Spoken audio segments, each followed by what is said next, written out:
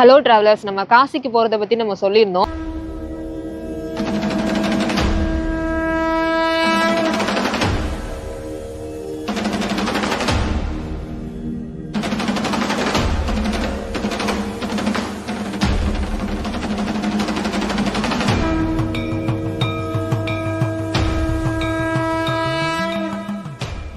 அதுக்கு முதல் படியா நம்ம ராமேஸ்வரம் வரணும். ஏன்னா ராமேஸ்வரம் வந்துட்டு அதுக்கப்புறம் தான் காசி போகணும். திருப்பி காசில இருந்து ராமேஸ்வரம் வந்தாதான் அந்த காசியோட அந்த யாத்திரை கம்ப்ளீட் ஆகும் அப்படின்னு சொல்லியிருந்தாங்க.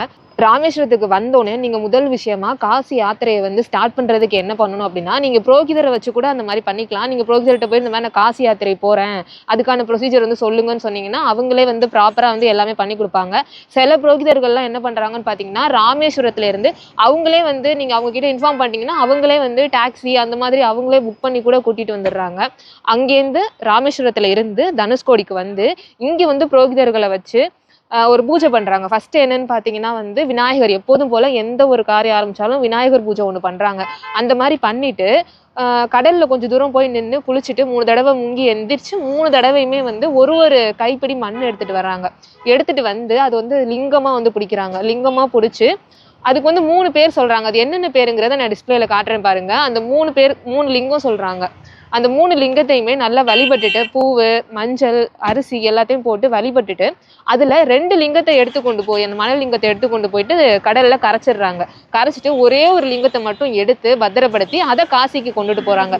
இந்த மாதிரியும் பண்றாங்க. அதாவது ராமேஸ்வரத்துல இருந்து தனுஷ்கோடி பண்றவங்களும் இருக்காங்க. சில பேர் என்ன பண்றாங்க அப்படின்னா, ராமேஸ்வரத்திலேயே அக்னி தீர்த்தம்னு சொல்லக்கூடிய அந்த கடல் இருக்கு பாத்தீங்களா, அந்த கடல்ல நீராடி அங்கேயே மணல்ல 3 லிங்கத்தை பிடிச்சு அதுக்கு வழிபாடு செஞ்சுட்டு அதை 2 கொண்டு போயிட்டு தண்ணியில கரைச்சிட்டு ஒரே ஒரு லிங்கத்தை மட்டும் கொண்டுட்டு போறாங்க. அந்த மாதிரியுமே பண்றாங்க.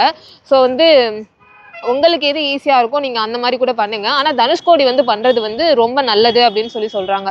ஏன்னா தனுஷ்கோடியில் தான் சீத்தை மண்ணாலே சிவலிங்கம் பிடிச்சனால அதனாலதான் ப்ராப்பரா பண்ணணும்னா நீங்க தனுஷ்கோடி பண்ணுங்க அப்படின்னு சில புரோகிதர்கள்லாம் சொல்றாங்க.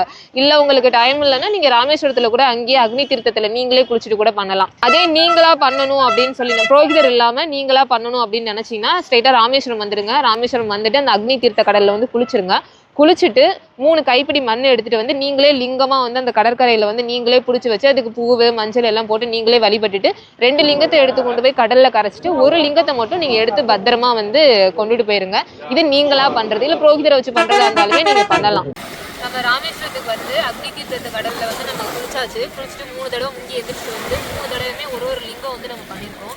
முதல் லிங்கம் பார்த்தீங்க அப்படின்னா விந்து மாதவர், 2வது பார்த்தீங்க அப்படின்னா சேது மாதவர், 3வது பார்த்தீங்கன்னா வேணி மாதவர்.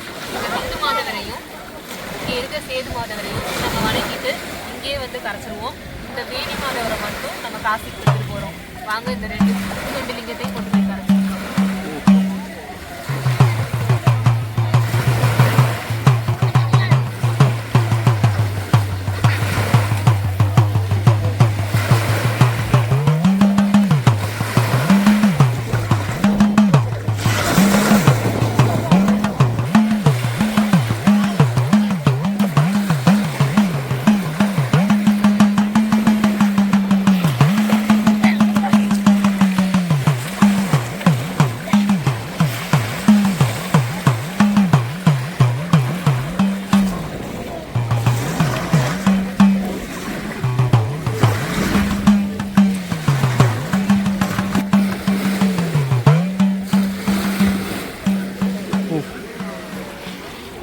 என் தங்கச்சி காசிக்கு போகிறதுக்கு முன்னாடி இங்கே எப்படி மண்ணை எடுக்கணும், என்ன பண்ணணும் அப்படிங்கிறத டீட்டெயிலாக சொல்லிட்டாங்க. நான் நீங்கள் ராமேஸ்வரத்துக்கு எப்படி வரணும் அப்படின்றத கம்மி பட்ஜெட்டில் எப்படி வரலாம் அப்படின்றத சொல்கிறேன். நீங்கள் ராமேஸ்வரம் வர்றதுக்கு பார்த்தீங்க அப்படின்னா பெஸ்ட்டு வே என்ன கேட்டால் ட்ரெயின்னு தான் சொல்லுவேன். ட்ரெயின் ஆனால் நிறைய பேருக்கு டைமுக்கு கிடைக்காது. ட்ரெயின் டைமுக்கு உங்களால் வர முடியாமல் இருக்கும். ஸோ நீங்கள் பஸ்ஸோ இல்லை காரோ சூஸ் பண்ணிக்கலாம். பஸ்ஸு சூஸ் பண்ணிங்க அப்படின்னா ராமேஸ்வரம் பஸ் ஸ்டாண்டில் உங்களை இறக்கி விட்ருவாங்க. அங்கேருந்து கோயில் ரொம்ப பக்கம் தான், நீங்கள் நடந்தே கூட போயிடலாம்.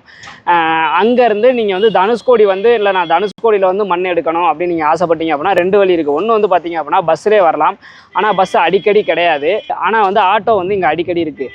ஆட்டோவில் நீங்கள் வந்தீங்க அப்படின்னா நிறைய பேர் ஒரு 3 பேர் 4 பேர் அந்த மாதிரி சேர்ந்ததுக்கப்புறம் தான் கூட்டிகிட்டு வராங்க. அவங்களே கூட்டிகிட்டு திருப்பி கொண்டு போய் விட்டுருவாங்க. இடையில இருக்க ஒரு 2-3 கோயிலையும் சுற்றி காமிச்சு வச்சு கூட்டி போகிறாங்க. அதுக்கு பார்த்தீங்க அப்படின்னா வந்துட்டு ப்ரைஸ் வந்து 1000லேருந்து 1500 வரைக்குமே சார்ஜ் பண்ணுறாங்க. ஓகேங்களா? ஸோ நீங்கள் முடிஞ்ச வரைக்கும் கம்மி பட்ஜெட்டில் வரணும்னா பஸ்ஸை சூஸ் பண்ணிக்கிறது நல்லது. பஸ்ஸில் நீங்கள் வந்தீங்க அப்படின்னா ஒவ்வொரு 2 ஹவர்ஸ் அந்த மாதிரி டைமில் வந்து பஸ் இருக்குது. நீங்கள் பஸ்ஸில் வந்துட்டு இங்கே வந்துட்டு மண்ணை எடுத்துகிட்டு நீங்கள் வெயிட் பண்ணிக்கிட்டு இருந்தீங்க, சுற்றி பார்த்துட்டு ஃபோட்டோ எடுத்துகிட்டு நீங்கள் இருந்தீங்க அப்படின்னா திருப்பி பஸ் வந்துடும். திருப்பி அந்த பஸ்ஸில் ஏறி ராமேஸ்வரம் வந்து நீங்கள் போயிடலாம். ஸோ இதுதான் பெஸ்ட் வே. அங்கேருந்து நீங்கள் ரயில்வே ஸ்டேஷனுக்கோ இல்லை ஊருக்கோ போயிடலாம். ஸோ இதுதான் பெஸ்ட் வே. ஓகேங்களா? அடுத்ததாக இப்போ நம்ம மண் வந்து ராமேஸ்வரத்தில் வந்து எடுத்தாச்சு. அடுத்ததாக வந்துட்டு அதை காசிக்கு எடுத்துகிட்டு போகணும். காசியில் போய் என்ன பண்ணணும் அப்படிங்கிறதையும் திருப்பி ஏன் ராமேஸ்வரத்துக்கு வரணும்னு சொல்கிறாங்க அப்படின்றதையும் நம்ம அடுத்தடுத்த பார்ட்டில் பார்க்கலாம். So stay tune with Arun travellers. Bye.